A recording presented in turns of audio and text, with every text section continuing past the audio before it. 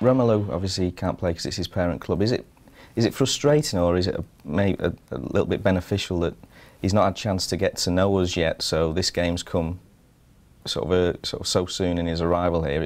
Is that less of an issue because this game's out of the way to a certain extent? Well, there's always different ways to look at it. I think first and foremost is we're delighted that Romelu is going to be here for the long term. To have him here for the whole season is really exciting news. He brings completely different strengths to our forward line, and is a player that we really admire, and he's going to fit in really well to the Everton style.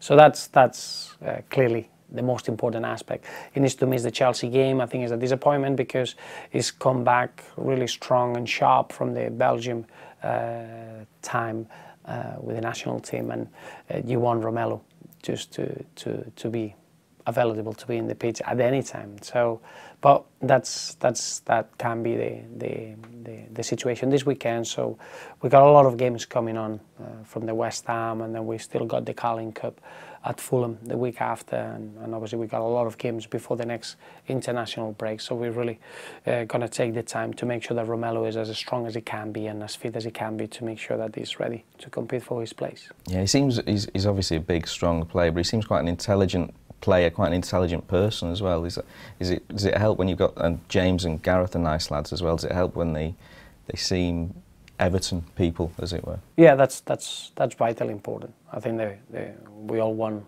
quality footballers, but that's for the short term. For the long term benefit of the group, you need good human beings, and human beings that represent the values of Everton. And the three players that you mentioned, Romelu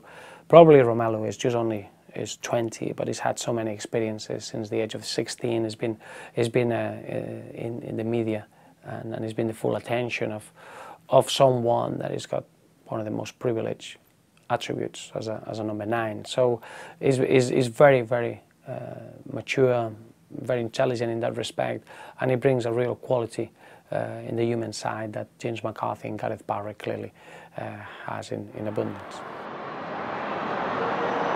Time running out in the first half for Everton. Deulofeu still!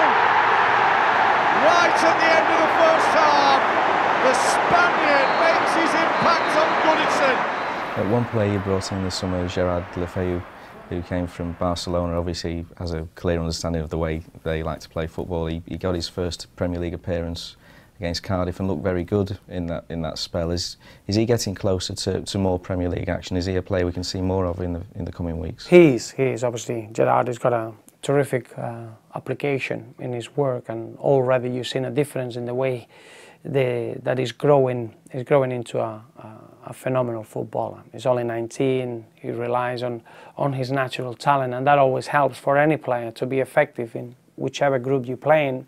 But clearly, coming from Spain and a specific way of playing like Barcelona, it's going to take a little bit of time to adapt to the Premier League. Just clearly the physicality of the league is different, and again, he's done that quicker than I expected. His game in the second round of the Carling Cup competition, it showed everyone that is someone that he can create something out of nothing, that is ready to give you that extra edge in the attacking third. And when you've got that as a player, it's going to be very important in the Premier League campaign, and that's something that we're going to see evolving and developing over the next few weeks and months. But clearly is well ahead where I expected him to be at this stage.